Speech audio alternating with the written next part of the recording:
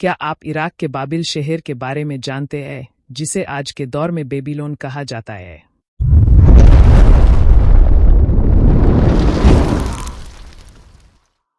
दोस्तों, आपने नमरूद का नाम जरूर सुना होगा। एक ऐसा शासक जो सिर्फ जालिम नहीं था, बल्कि जालिम होने के साथ वो इतना बड़ा घमंडी था कि खुद को खुदा घोषित कर बैठा। एक ऐसा बादशाह जो अपने लोगों से कहता था, मैं ही तुम्हारा रब हूँ, मेरी ही इबादत करो। वो नमरूद जिसने एक शहर बसाया, मगर वो शहर कोई मामूली बस्ती नहीं थी, बल्कि एक बसाबसाया साम्राज्य था। एक ऐसा शहर जिसे अरबी में बाबिल और इंग्लिश में बेबीलोन कहा जाता है, जिसका जिक्र कुरान शरीफ में बाबिल के नाम से आया है, जो आज वो शहर खंडरात बन चुका है। उस खंडरात वाले शहर को हम एआई की मदद से रियल में दिखाएंगे।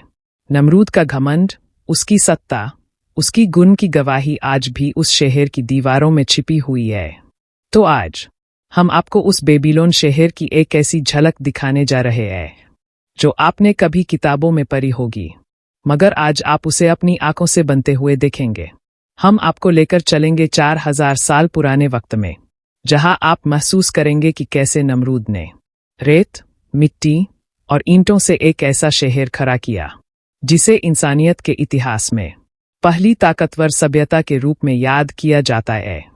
शहर जो अब सिर्फ खंडहर बन चुका है, मगर हम आज उन खंडहरों में जिंदा इतिहास को फिर से बनाएंगे। आप देखेंगे कि कैसे वो ऊंची दीवारें खड़ी हुईं, कैसे टॉवर बना, कैसे देवताओं की मूर्तियां बनाई गईं, और कैसे इंसान ने नमरूद को खुदा समझ लिया। तो चलिए शुरू करते हैं यह सफर और देखते हैं नमरूद का वो शहर, बेबीलोन। एक ऐसा शहर जो कोई साधारण बस्ती नहीं थी, बल्कि वो था नमरूद के घमंड का सबसे पहला शहर। उस शहर का नाम था बाबिल, जिसे आज की जुबान में बेबीलोन कहा जाता है। आज से तकरीबन 4000 साल पहले की बात है, जहां धरती पर इंसान ने कुछ और उगाना शुरू कर दिया था। घमंड, गुल्म और बुत परस्ती। यूफ्रेट्स नदी के किनारे, यानी नहरे फुरात के किनारे, जहां की मिट्टी इतनी उपजाऊ थी कि जिंदगी वहीं जन्म लेती थी। नमरूद ने वही अपना सपना बोया था। उसने अपने गुलामों, कारीगरों और हुक्मरानों से कहा, मुझे एक ऐसा शहर चाहिए जिसे देखकर लोग सजदे में झुक जाएं। एक ऐसा शहर जो सबसे खूबसूरत और आलीशान हो। और फिर जमीन पर शुरू हुआ एक निर्माण, इतिहास का पहला सबसे विस्तृत और सबसे क्रूर निर्माण। मिट्टी को पानी में घोला गया, लकड़ी के सांचे बनाए गए और उनमें ढाली गई काली ईंटें। हर ईंट को धूप में तपाकर सख्त बनाया जाता। मगर ये सिर्फ ईंट नहीं थीं, ये नमरूद के घमंड की गवाही थीं। हर ईंट पर खुदा गया था नाम नमरूद का, ताज अमर रहे। लाखों मजदूर, हजारों ऊंट और सैकड़ों पहरेदार सिर्फ एक मकसद के लिए, एक ऐसा शहर बनाना जिसे देखकर शर्म से सर झुक जाए। धीरे धीरे वो शहर उठने लगा। 20 फीट मोटी दीवारें, 80 फीट ऊंचाई, इतनी चौड़ी कि उस पर 4 घोड़े एक साथ दौड़ सकें। हर दरवाजा विशाल था, हर गली में 100 कदम की सीट, हर चौराहे पर खड़ा था कोई बुत जिसे नमरूद का रब घोषित किया गया था। और उस शहर का दिल था मरदुक का मंदिर। एक ऐसा मंदिर जिसकी ऊंचाई करीब 300 फीट थी, जिसमें 7 मंजिलें थीं। हर मंजिल अलग रंग की ईंटों से बनी हुई, नीले, पीले, सफेद, लाल। हर रंग में छिपा था नमरूद का घमंड। और मंदिर के ऊपर से चलता था एक रास्ता, टॉवर ऑफ बेबेल की ओर। वो टॉवर जिसे नमरूद खुदा तक पहुंचाने के लिए बना रहा था। एक सीढ़ी जो इंसानियत की सबसे ऊंची ख्वाहिश का प्रतीक बन चुकी थी। लेकिन बेबीलोन सिर्फ एक मंदिर नहीं था, ये एक नगरी थी, एक सोच थी, एक एम्पायर था। बाजार। बेबीलोन शहर के बाजार, जहां सुगंधित तेल, कपड़े और हथियार बिकते थे। और लोग खरीदी करने के लिए बेबीलोन शहर में आते थे। और लोग इस शहर का आनंद लेते थे। घर जिनमें 2 कमरे थे, एक मेहमान के लिए, एक परिवार के लिए। घरों की दीवारें बिटुमेन से पुती होती थीं, जो काले रंग का गाढ़ा पदार्थ था। वो दीवारों को सीलन से बचाता था। पानी के लिए घरों तक खुदाई करके कृत्रिम नहरें पहुंचाई जातीं। हर सड़क के किनारे बहते थे पानी के छोटे नाले।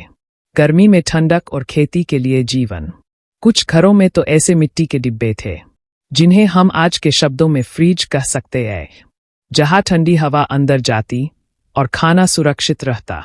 शहर के सबसे आलीशान हिस्से में था इश्तार गेट, नीली टाइलों से जरा हुआ, जिस पर थे शेर, बैल और पंखों वाले ड्रैगन। ये गेट एक तरह से शहर की शान थी। जैसे आज ताजमहल है, वैसे ही उस दौर में इश्तार गेट घमंड और शक्ति की निशानी था। शहर में किताबें भी थी, मिट्टी की पट्टियों पर लिखी जाती थी बातें यूनिफॉर्म लिपि में। ये सिर्फ शहर नहीं था, ये इंसान की पहली सभ्यता थी, पहला सिस्टम, पहली योजना। मगर फिर एक दिन नमरूद ने कहा, अगर कोई खुदा है तो मुझे रोक कर दिखाए। और फिर कहा जाता है कि आसमान से एक हुक्म आया, ईंटें गिरने लगीं, टॉवर की सीढ़ियां फिसलने लगीं और लोगों की जुबानें बदल गईं।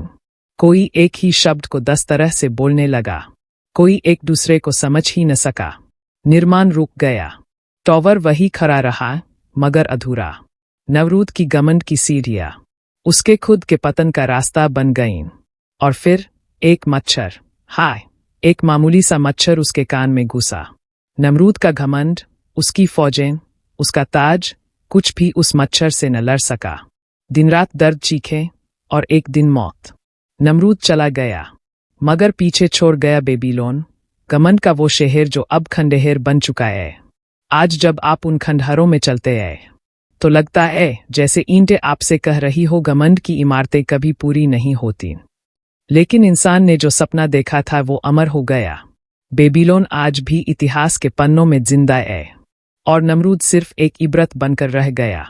यह था दोस्तों नमरूद का बनाया हुआ शहर बाबिल, जिसे इंग्लिश में बेबीलोन कहते हैं। अब हम लेते हैं इजाजत, फिर मिलेंगे किसी और वीडियो में नए इतिहास के साथ। तब तक के लिए आप अपना ख्याल रखें।